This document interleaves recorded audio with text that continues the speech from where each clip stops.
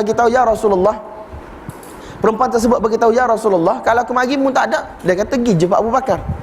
Maksudnya orang kata isyarat-isyarat. Tak, daripada Nabi SAW sendiri bahawasanya pemimpin selepas daripada Nabi SAW ialah Abu Bakar. Jadi tuan-tuan, cuma orang kata selepas wafatnya Nabi SAW ada berlaku sedikit perselisihan di kalangan para sahabat di Saqifah Bani Sa'idah. Dan orang Ansar dia nak Sa'ad ibn Ubadah untuk jadi pemimpin. Tetapi apabila Abu Bakar, Umar, Abu Ubaidah Al-Jarrah dia dengar apa yang berlaku di Saqifah Bani Sa'idah, mereka telah pergi, mereka telah bercakap. Dan last sekali Abu Bakar beritahu sebenarnya kepimpinan ini adalah daripada golongan Quraisy. Kami adalah umara, kami adalah pemimpin, dan kamu adalah wuzara, wahai orang Ansar, kamu adalah menteri-menteri. Tak, maka last sekali berakhir dengan para sahabat, bermula dengan Umar, dia telah bai'ah Abu Bakar radhiyallahu anhu, kesepakatan para sahabat. Walaupun Ali radhiyallahu anhu mari lambat sikit, tetapi dia telah bai'ah kepada Abu Bakar radhiyallahu anhu. Hak tu Abu Bakar radhiyallahu anhu. Dalil tak banyaklah orang kata fadilat-fadilat Abu Bakar. Tak, tuan-tuan boleh baca dalam kitab-kitab manaqib, dalam Sahih Bukhari, tak, dalam Sahih Muslim. Tak, orang kata bab-bab fadilat kelebihan sahabat-sahabat Nabi SAW, tuan-tuan boleh jumpa situ. Bahkan Syekh Mustafa Adawi dia ada tulis Sahih Manaqibus Sahabah radhiyallahu ta'ala anhum, hadis-hadis yang sahih menceritakan tentang manaqib, kelebihan-kelebihan kedudukan para sahabat radhiyallahu ta'ala anhum. Kemudian thumma li Umar bin Al-Khattab radhiyallahu anhu, kemudian selepas itu khilafah mengikut tertib adalah untuk Umar bin Khattab radhiyallahu taala anhu. Ini berdasarkan pilihan Abu Bakar sendiri, wasiat. Wasiat. Dan fadilah Umar pun banyaklah. Thumma li Uthman radhiyallahu anhu, kemudian kepada Uthman radhiyallahu anhu, ni orang kata dengan sistem syura. Apabila Umar radhiyallahu anhu dia nak meninggal, dah hadis panjang dalam Bukhari, dalam Muslim. Dan Umar radhiyallahu anhu bila dia nak meninggal, dia telah panggil para sahabat, dan dia telah sebut nama-nama yang mana dia kata nama-nama ini Nabi SAW mati dalam keadaan Nabi SAW meredha kepada mereka. Kebanyakan 6 tu ialah salah seorang, 6 itu adalah daripada 10 sahabat yang mana dijamin syurga. Abdurrahman bin Auf, Abu Ubaidah bin Al-Jarrah, Ali bin Abi Talib, Talhah, dan seumpamanya Uthman bin Affan. Jadi tuan-tuan, apabila Umar bagi nama ni kepada para sahabat untuk dipilih daripada orang ni, last sekali dapat kepada Uthman radhiyallahu ta'ala anhu.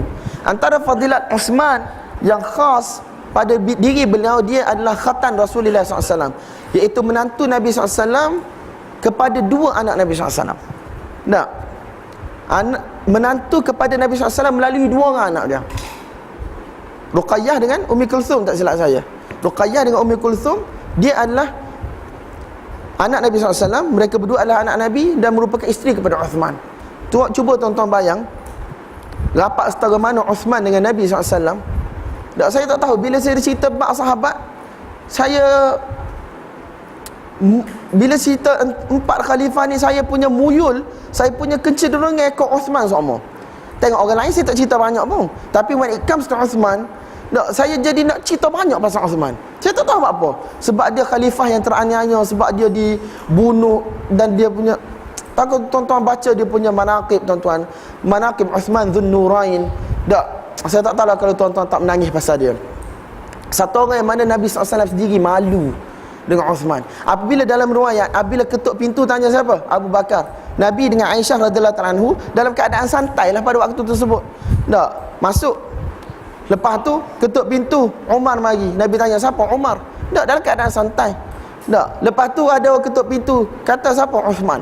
Uthman radhiyallahu anhu, Nabi bangun betul pakaian molek ke apa. Last sekali Nabi SAW ditanya oleh Aisyah radhiyallahu ta'ala anha, ya Rasulullah, Abu Bakar masuk murilek, Umar masuk murilek, tapi bila Uthman masuk, apa siapa lagu ni? Dia kata, apakah aku tidak patut malu pada satu orang manusia yang mana mereka sendiri malu kepada dia? Uthman ibn Affan Dhun Nurain. Tuan-tuan, cuba tuan-tuan bayang, dua-dua orang anak nikah dengan Uthman radhiyallahu ta'ala anhu. Biasa kita nikah hak kita saya. Memang dalam riwayat memang Nabi sebut saya Abu Bakar, saya Umar. Tetapi 3 tertib ni memang kita tak nafikan. Tetapi Nabi SAW dia ada riayat, dia ada lihaz, dia ada kata terjemah lihaz ni, dia ada perhatian yang khusus terhadap Uthman bin Affan radhiyallahu ta'ala anhu. Dalam satu cerita, ketika mana Uthman radhiyallahu ta'ala anhu telah dikepung di dalam rumah dia, sampai kan dia tidak diberi air untuk dia minum, air untuk berwuduk, tuan-tuan. Last kali Uthman radhiyallahu anhu tubik jenguk kepala di muka pintu dia, dia kata, tak mengingat tak ketika mana Nabi sallallahu alaihi wasallam tanya, tak, apabila kita orang semua mari ke Madinah, Nabi SAW tanya, siapa nak beli kebun ni untuk diwakafkan, dan untuk kegunaan kaum muslimin dan seumpamanya. Uthman kata, ya Rasulullah, aku nak beli. Nabi kata, siapa nak beli, dan aku janjikan, wa admanu lahul jannah, aku janji syurga untuk dia. Uthman kata, aku nak beli ya Rasulullah. Lepas tu Nabi tanya, tak, selepas satu tempoh, siapa nak beli telaga ni? Tak, aku akan bagi jaminan syurga kepada dia. Maka Uthman kata, ya Rasulullah, aku beli, wakaf untuk kaum muslimin. Dan telaga tu lah kamu tak beri air kepada aku hari ni. Kemudian ketika mana nak berlaku peperangan Tabuk, Uthman radhiyallahu anhu ditanya, Nabi SAW tanya para sahabat, siapa yang mana nak menyediakan pasukan ketenteraan ini, aku bagi jaminan syurga pada dia. Maka Uthman radhiyallahu anhu, dia telah bagi harta dia kepada Nabi SAW untuk disiapkan pasukan tentera tersebut. Jadi tuan-tuan, Uthman radhiyallahu anhu tanya, tak, mendengar tak Nabi sallallahu alaihi wasallam royak lepas tu, dia kata, ma darra Uthman ma amila ba'da al-yawm atau kama qala alaihi salatu wassalam, tidak akan ada mudarat lagi kepada Uthman apa dosa pun dia buat lepas ni, selepas gapo dia buat tak daripada dulu sampai sekarang untuk Islam. Ma darra Uthman ma amila ba'da al-yawm atau kama qala alaihi salatu wassalam, tidak akan memberi mudarat dosa mana-mana dosa pun kepada Uthman selepas gapo dia buat tak selama ni.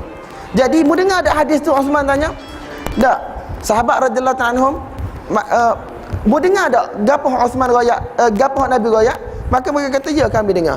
Last sekali Uthman kata, alhamdulillah, kamu sendiri telah menjadi saksi terhadap apa yang Nabi SAW royak. Tapi Uthman radhiyallahu anhu, dia tak suka berlaku pertumpahan darah dan seumpamanya, dan dia telah mati syahid di tangan orang-orang yang mana memberontak. Jadi tuan-tuan boleh balik cari buku tentang Hadrat Uthman radhiyallahu ta'ala anhu. Bahkan kata Ibn Umar radhiyallahu ta'ala anhu, tak, kami ikut tertib ni daripada awal lagi, Abu Bakar, Umar dan juga Uthman.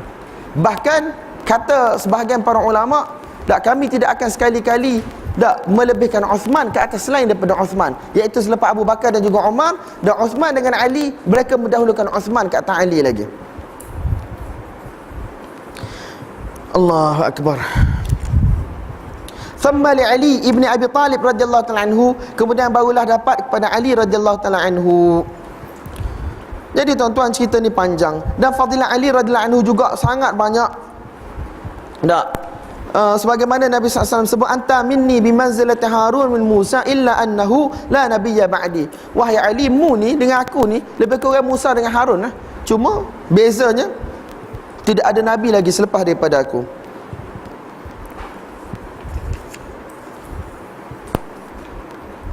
Dan mereka ini wahumul khulafa'ur rasyidun wal a'immatul mahdiyun. Mereka ini semua ialah khalifah yang rasyidin, dan mereka ini mendapat petunjuk, dan imam-imam, pemimpin-pemimpin mana mendapat petunjuk, sebagaimana dalam hadis Irbad ibn Sariyah kita sebut tadi, alaikum bisunnati wa sunnatil khulafa'ir rasyidin al mahdiyyin. Wa innal 'asharata alladhina sammahum Rasulullah sallallahu alaihi wasallam wa basyarahum bil jannati nashhadu lahum bil jannati ala ma syahida lahum Rasulullah sallallahu alaihi wasallam wa qawluhu al haqq. Dan 10 sahabat yang mana Nabi SAW sebut, Nabi SAW bagi berita gembira kepada mereka dengan syurga dalam hal keadaan mereka masih lagi hidup. Kita juga bersaksi untuk mereka, mereka itu adalah ahli syurga berdasarkan persaksian Nabi sallallahu alaihi wasallam. Dan kata-kata Nabi adalah benar. Siapa? Wahum Abu Bakr wa Umar wa Uthman wa Ali wa Talha wa Zubair wa Sa'id wa Sa'id wa Abdul Rahman ibn Auf wa Abu Ubaidah ibn al-Jarrah wa huwa aminu hadhihi al-ummah radhiyallahu ta'ala anhum ajma'in. Jadi tuan-tuan, orang kata fadilat para sahabat ni tuan-tuan boleh cari sendirilah.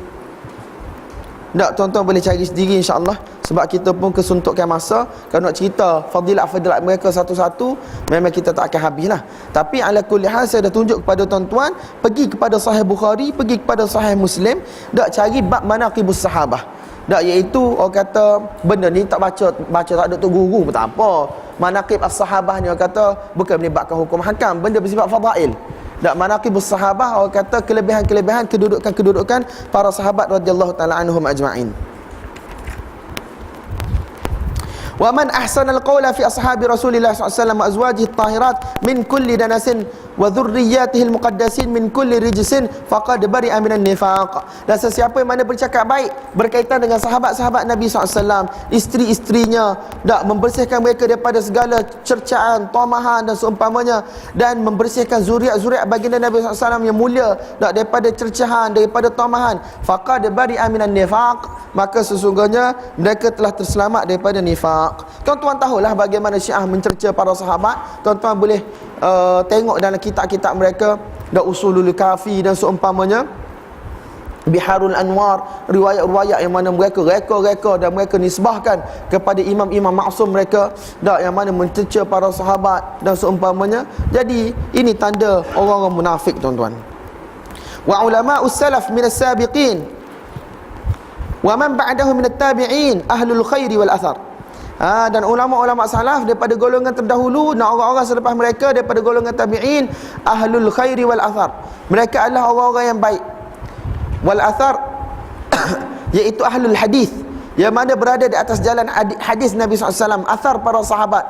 Wa ahlul fiqh wan nazar, dan mereka ini juga adalah orang-orang yang mana memahami, mempunyai fikiran yang jauh panjang, dak berkaitan dengan nas-nas syarak. Mereka lebih memahami nas-nas syarak berbanding dengan kita.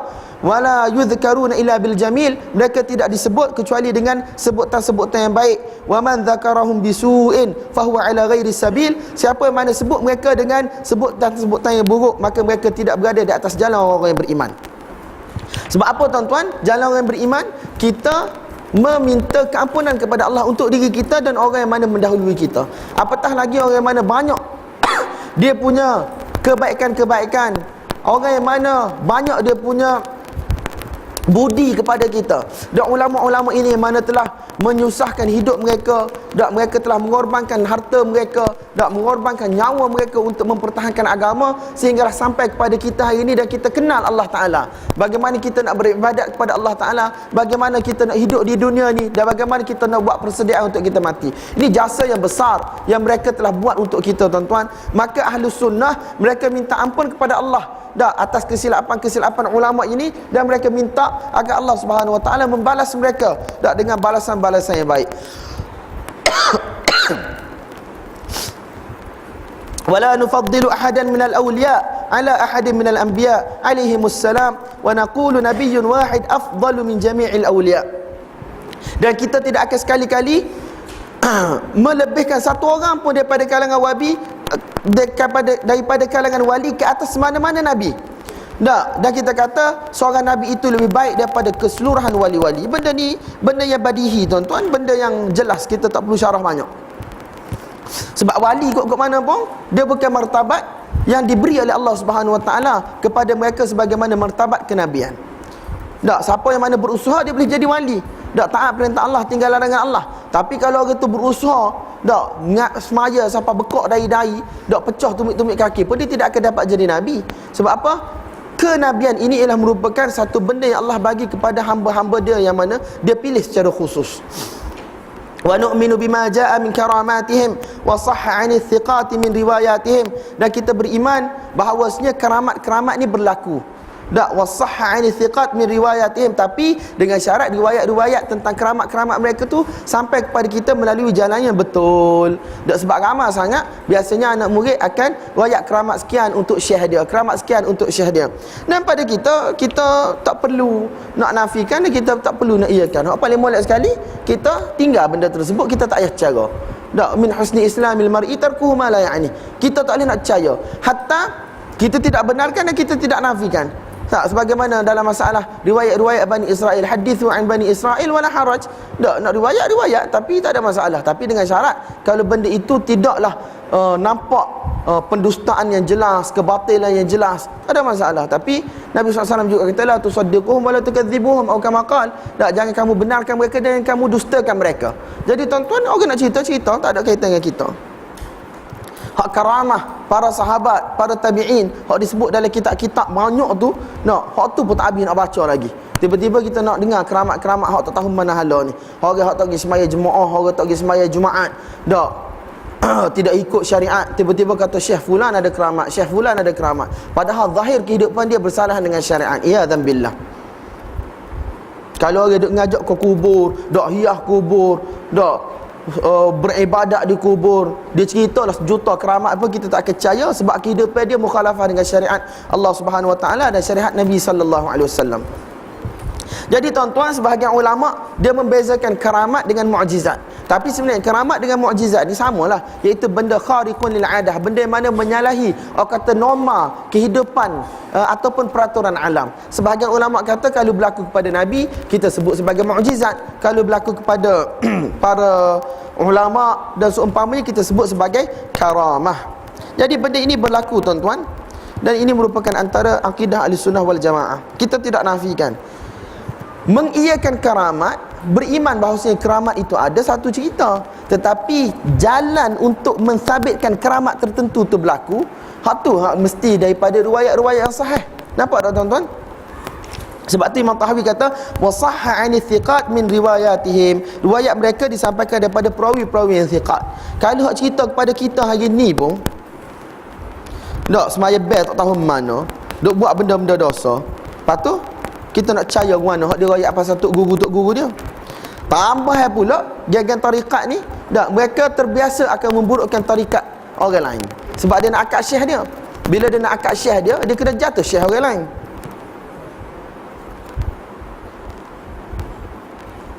Antara dalil-dalil keramat, dalil mukjizat tu banyaklah tuan-tuan. Antaranya yang berlaku kepada Sayyidah Maryam alaihissalam. Apabila Nabi Zakaria alaihissalam masuk jumpa dengan Sayyidah Maryam, ketika mana dia berada di dalam mihrab, dia tengok ada makanan di situ. Kullama dakhala 'alaiha al-mihrab wajada 'indaha rizqa. Ketika mana Nabi Zakaria masuk, dia tengok ada rezeki, ada buah-buahan makanan di sisi Siti Maryam alaihissalam. Jadi tuan-tuan, dalam ayat tu dalam surah Ali Imran, dia tanya daripada mana munapak makanan-makanan tersebut. Dia kata Allah Subhanahu Wa Taala bagi rezeki kepada sesiapa yang dia suka. Dan antaranya keramat yang berlaku ialah Ashabul Kahfi, 309 tahun berada di dalam gua, tidur dalam keadaan tidak berlaku sebarang mudarat pun kepada mereka. Allah Subhanahu Wa Taala balikkan mereka kiri dan kanan mengikut peredaran matahari, dan mereka berada dalam keadaan orang kata okey, sihat. Bila mereka bangun tu masih lagi dalam keadaan muda. Masya Allah, ini merupakan keramat yang berlaku. Dan kisah 3 orang lelaki yang mana mereka terperangkap di dalam gua, kemudian ada batu yang besar yang mana telah menutupi pintu gua tersebut. Dengan doa mereka sahaja Allah Subhanahu Wa Taala telah gerakkan batu tersebut. 1 kali, 2 kali, 3 kali sehingga mereka terselamat. Tuan-tuan boleh baca hadis itu dalam Riyadhus Shalihin secara panjang lebar. Wa nu'minu bi asyratis sa'ati min khurujid dajjal wa nuzuli Isa ibn Maryam alaihi salam minas sama' wa nu'minu bi tulu'i syamsi min maghribiha wa khuruji dabbatil ardi min mawdi'iha. Jadi tuan-tuan, hak ni antara tanda-tanda hari kiamat. Benda-benda ni dikhabarkan kepada kita melalui Nabi sallallahu alaihi wasallam, sebahagian yang disebut di dalam Al-Quran. Cuma kita kena berhati-hati, sebahagian daripada riwayat-riwayat itu tidak sahih. Sebahagian riwayat tidak sahih dan kita kena berhati-hati. Jadi tuan-tuan, banyak kitab-kitab ditulis oleh para ulama tentang asyratus saah, tanda-tanda hari kiamat. Cuma kitab-kitab ni ada di dalamnya hadis-hadis yang palsu, ada di dalamnya hadis-hadis yang maudhu', ada di dalamnya hadis-hadis yang begitu dhaif. Jadi kita kena berhati-hati tuan-tuan. Dan satu orang guru kami, Syekh Hammam Sa'id, dia ada tulis ensiklopedia hadis-hadis berkaitan dengan asyratis sa'ah, Mausu'ah Asyratis Sa'ah. Kitab yang begitu tebal, dia kumpulkan hadis-hadis yang sahih dan hasan berkaitan dengan asyratis sa'ah. Tuan-tuan boleh bacalah. Jadi apa yang disebut min khurudi dajjal, benda ni memang disebut dalam kitab-kitab hadis. Wa nuzuli Isa bin Maryam. Walaupun sebahagian orang menafikan perkara-perkara ini, sehingga kan para ulama menulis pelbagai kitab untuk isbatkan. Antaranya berkaitan dengan nuzul Isa bin Maryam, ditulis oleh Maulana Anwar Shah Kashmiri, at-tasrih bima tawatara fi nuzulil masih, iaitu hadis-hadis yang mana mutawatir menceritakan tentang bahawasanya Masih alaihissalam, iaitu Isa alaihissalam, akan turun pada hari kiamat. Sebelum hari kiamat nanti akan memerangi Dajjal dan seumpamanya.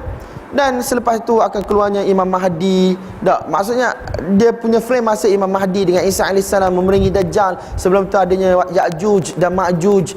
Dan seumpamanya sehingga Allah Subhanahu Wa Taala takdirkan bumi ini untuk berakhir dan berlakunya hari kiamat.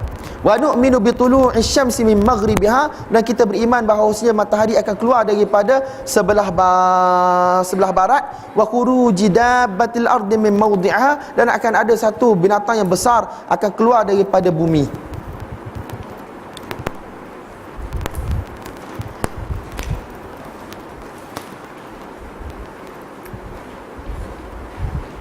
Jadi dabbatul ard ni Allah Subhanahu Wa Taala sebut dalam Quran, wa idza waqa'al qawlu 'alaihim akhrajna lahum dabbatan minal ardi tukallimuhum anna an-nasa kanu biayatina la yuqinun. Dan apabila datangnya keputusan Allah Subhanahu Wa Taala, dah dekat-dekat nak berlakunya hari kiamat, kami akan keluarkan dabbatan minal ard, satu binatang yang besar daripada bumi, tukallimuhum akan bercakap dengan manusia, annan nasa kanu biayatina la yuqinun, bahawasanya manusia ni tidak yakin dengan tanda-tanda kekuasaan kebesaran kami. Jadi tuan-tuan, benda ni tuan-tuan boleh cek lah dalam kitab-kitab hadis. Kalau nak mudah, tuan-tuan pergi ke Mishkatul Masabih. Di belakang tu banyak sangat cerita-cerita tentang Asyratus Sa'ah, Kitabul Fitan. Cuma tuan-tuan kena cek terutamanya hadis bahagian yang kedua dan bahagian ketiga. Sebab Mishkat dia bahagi kepada 3 bahagian. Bahagian pertama hadis-hadis yang sahih daripada Bukhari, Muslim. Bahagian kedua daripada Sunan Arba'ah dan seumpamanya, Tirmizi, Abu Daud, Ibn Majah dan seumpamanya. Kemudian bahagian ketiga mari daripada kitab-kitab yang tidak begitu glamour, daripada Syu'abul Iman Imam Baihaqi, daripada riwayat Imam Razi dan seumpamanya. Jadi tuan-tuan boleh tengok takhrij hadis, status-status hadis di situ, dan untuk tuan-tuan lebih rasa sedap. Wala nusaddiqu kahinan wala arrafan, dan kita tidak akan sekali-kali membenarkan kahinan wala arrafan. Kita kata tok bomo, tukar tilik. Wala man yadda'i syai'an yukhaliful kitab wa sunnata wa ijma'il ummah, dan sesiapa sahaja yang mendakwa sesuatu yang mana menyalahi Alkitab, as-sunnah dan juga ijma' para umat ini, ijma' umat ini. Jadi tuan-tuan,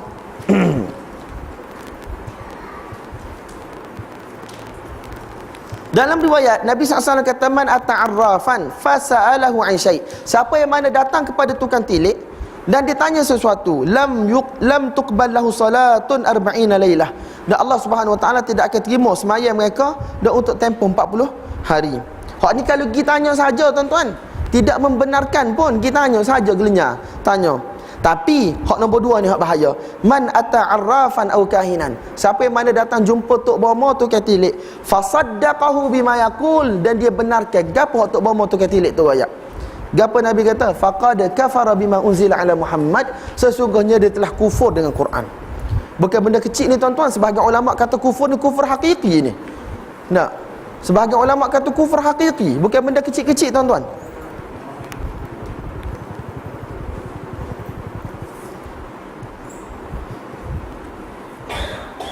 Jadi kita tak boleh, sebab apa benda ini biasanya dia melawan tauhid. Sebab golongan tukang tilik dan seumpamanya, tukang nujum, tok-tok bomo, bintang, mereka bercakap, mereka mendakwa benda gaib yang mana mereka tidak tahu pun. Dan sebenarnya ini adalah waswasah daripada syaitan, adalah untuk menimbulkan huru-hara, kacau bilau, pergaduhan di kalangan manusia. Kalau tuan pergi dalam juzuk 1 tu, wattaba'u ma tatlu syayatin ala mulki Sulaiman wa ma kafara Sulaiman walakinna syayatin kafaru yu'allimuna an-nasa as-sihr. Masalah sihir ni tuan-tuan pergi cari ayat tu, tuan-tuan boleh tengok tafsiran. Tujuan mereka adalah untuk menimbulkan pergaduhan, pertelingkahan, perpecahan di kalangan umat manusia. Tujuan adalah untuk pisahkan suami dan isteri, kaum keluarga antara satu sama lain. Sebab tu kita dalam masyarakat Malaysia memang kita tahulah bab bomo ni boleh kata tak ada gapo tok bomo royak tu, kecuali kita nampak berlaku depan mata kita. Dia royak, acu pergi cari sini, akan ada benda ditanam di rumah kita, kuning. Kita tak nafikan berlaku sihir ke gapo, tetapi tuan-tuan, kita nak pergi percaya gapo royak tu masalah dia ni. Hak sihir gapo berlaku ada, tapi kita nak pergi kepada tok bomo dan kita nak berubah bukan dengan cara perubatan Islam yang dibenarkan oleh Islam. Hak ni hak Tuhan marah. Sebab apa? Kebanyakan daripada mereka adalah mendakwa perkara-perkara yang gaib, dan tujuan mereka adalah untuk memecah belahkan umat manusia. Na'udzubillah min dzalik. Wa naral jama'ata haqqan wa sawaban wal furqata zaygan wa 'adzaban. Dan kita semua berpendapat, beriman bahawasanya kita bersatu itu ialah benar, wa sawaban itu ialah benar, supalah haqqan wa sawaban benar, wal furqah zaygan wa 'adzaban, dan kita berpecah belah itu ialah kesesatan dan juga satu azab lah bagi kita. Cuma tuan-tuan, perselisihan ni ada kata perselisihan yang mana tak ada masalah, kita namakan sebagai khilaf tanawwu'. Khilaf tanawwu' ni macam perselisihan antara mazhab fiqh dan antara yang mana lebih afdal, yang mana kurang afdal. Benda-benda yang berlaku sebagaimana kita tahu dalam kehidupan kita. Satu lagi ikhtilaf wa tak boleh ni ikhtilaf tadad. Ikhtilaf tadad ni tuan-tuan ialah ikhtilaf yang mana menyebabkan perbezaannya besar dalam masalah akidah. Tak siapa menjadi perpecahan dalam umat manusia dari sudut akidah, puak-puak Khawarij, Syiah dan seumpamanya. Benda ini tidak dibenarkan oleh para ulama dan tidak dibenarkan oleh Islam sendiri. Adapun khilaf dalam memahami Al-Quran, As-Sunnah, tak khilaf pada furu' amalan, tak amalan-amalan fiqh seharian, benda ni tak ada masalah tuan-tuan. Wa dinullah fil ardi was sama'i wahid, dan agama Allah Subhanahu wa taala di langit dan di bumi adalah satu. Wa huwa dinul Islam. Qala Allah taala innad dina indallahil Islam, sesungguhnya agama di sisi Allah Subhanahu wa taala itu ialah Islam. Wa qala taala wa raditu lakumul Islam madina, dan aku redha untuk kamu semua hanya saja Islam sebagai agama. Wa huwa bainal ghuluwi wat taqsir, dan agama Islam ni agama pertengahan. Dan agama pertengahan tidak melampau dan juga tidak bermudah-mudah. Wa bainat tashbih wa ta'til, kita tidak samakan Allah dengan makhluknya, tetapi dalam masa yang sama kita iktiraf Allah Subhanahu wa taala ada sifat-sifat kesempurnaan sebagaimana Allah bagi tahu, sebagaimana Nabi bagi tahu. Wa bainal jabri wal qadar, antara kita beriktikad qadariyah dan juga jabariyah, antara kita rasa kita terpaksa ataupun kita rasa kita ada kuasa mutlak. Tak, kita di tengah. Tak, manusia dia beri pilihan, tetapi berlakunya apa yang kita buat adalah dengan izin daripada Allah Subhanahu wa taala. Wa bainal amni wal iyas, antara kita rasa selesa tak daripada azab Allah Subhanahu wa taala, daripada kemukaan Allah Subhanahu wa taala, dan antara kita rasa putus asa. Tak, sebagaimana kita bagi tahu semalam, bainal amni wal iyas maksudnya bainal khaufi war raja, perasaan takut pun ada, perasaan harap pun ada. Jadi tuan-tuan, hak ni kita tahu belakalah. Kita pun tak saya syarah panjang dah, kita nak tutup dah. Fahadha dinuna, inilah agama kita. Wa i'tiqaduna, inilah i'tiqad, kepercayaan, keimanan kita. Zahiran wa batinan, luar dan juga dalam.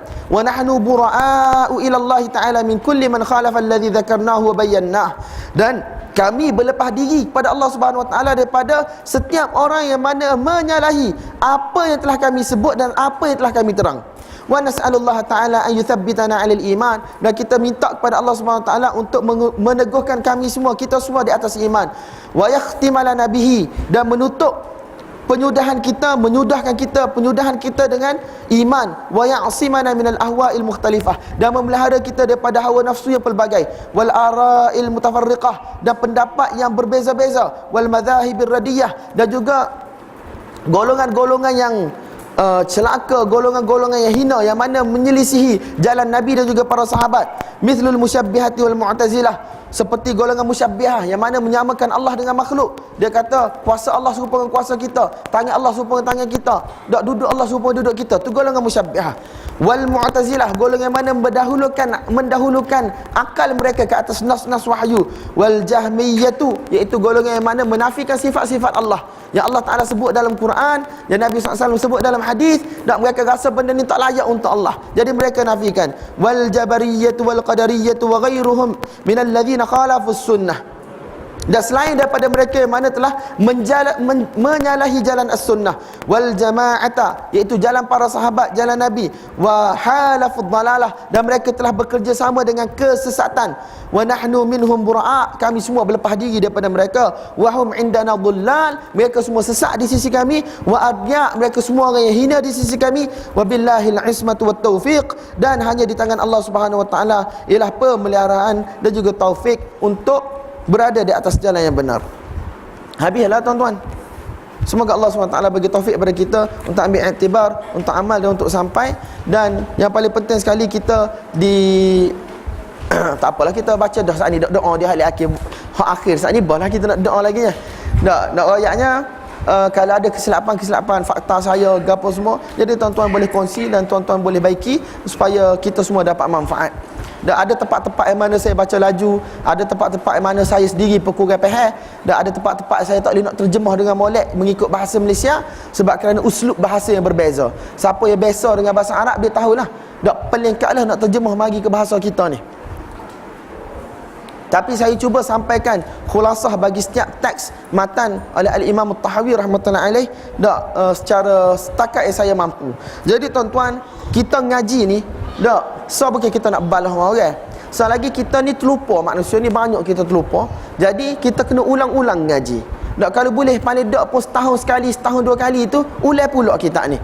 Kita jangan jadi perasaan seumpama setengah orang, aku ngaji dah kitab tu, aku ngaji dah kitab tu, malah dah dengar. Tak boleh tuan-tuan. Dia tak gitu. Ilmu agama ni dia kena ngaji sama, dia kena ulang sama. Sebab akidah kita, fiqh pun gitu juga, hadis pun gitu juga, tafsir pun gitu juga. Dak Quran tu kita balik berapa kali dah dalam hidup kita ni dak. Dak daripada kita kecil sampai kita besar. Dak lepas ngaji tafsir, lepas ngaji kitab tu, ngaji kitab ni. Sebab apa? Biar kita duduk di alam ilmu sama. Sebab bila kita ada ilmu, insya-Allah Subhanahu taala kita tahu nak beza hak mana baik, hak mana buruk. Jadi tuan-tuan, akidah ni lebih baik kata para ulama kalau kita master satu-satu kitab, kita kuasai satu-satu kitab berbanding kita baca 3-4 kitab tapi kita tak boleh nak pegang sebutir habuk pun. Jadi kita jangan ada perasaan aku ngaji dah kitab tu, ustaz lain mari ngajar pun aku ngaji dah kitab tu. Tak boleh gitu tuan-tuan. Lainlah kalau tuan-tuan sibuk tak ada masa langsung kerja buat penting lain cerita. Tapi kalau berstakat duk goyang kaki rumah, ada masa susah sikit je kalau mari pun mari ngaji ulang lagi. Tak kira lah siapa nak ngajar pula lepas ni. Mungkin manusia dia akan ada syarah yang berbeza-beza, tapi ala kulli hal selagi mana orang hak syarah tu berada di atas manhaj yang sama, akan royak benda tu lah je golek-goleknya. Kalau ada beza pun 1-2 sahaja yang mana tidak melibatkan usul akidah tu. Nampak tak tuan-tuan? Kena ngaji sama. Tadi baru duk buat. Tadi kalau hadis 40 tu kan, kalau boleh dalam setahun tu 2 kali kena ulang. Paling dok. Kalau hak baca sendiri tu baca sendirilah. Hak menghidupkan majlis ilmu hadis 20 setahun, 2 kali kena ulang. Akidah setahun kalau boleh 2 kali kita kena ulang. Fiqh tu kalau boleh hari-hari jangan kita tinggal lah, sebab melibatkan amal ibadat kita. Kata Ibn Raslan dalam matan Zubat dia, wa kullu man bighairi ilmin ya'malu a'maluhu mardudatun la tuqbalu. Sesiapa sahaja dia buat amal tanpa ilmu, amal dia akan ditolak oleh Allah Subhanahu Wa Taala dan tidak akan diterima. Jadi tuan-tuan, semoga Allah SWT bagi taufik hidayah pada saya dan tuan-tuan untuk ambil iktibar amal dan sampai. Saya minta maaf banyak-banyak atas salah silap kekurangan, mari lambat dan seumpamanya. Terima kasih kepada tuan rumah penganjur, ahli jawatan kuasa yang mana mari daripada jauh-jauh gitu gini. Semoga Allah Subhanahu Wa Taala bagi kata balasan yang baik pada kita di dunia dan juga akhirat. Wa sallallahu wasallam wa baraka ala sayyidina maulana Muhammad wa ala alihi wa sahbihi wa baraka wasallam. Boleh makan nasi lalu Ustaz tak? Ya, insya-Allah.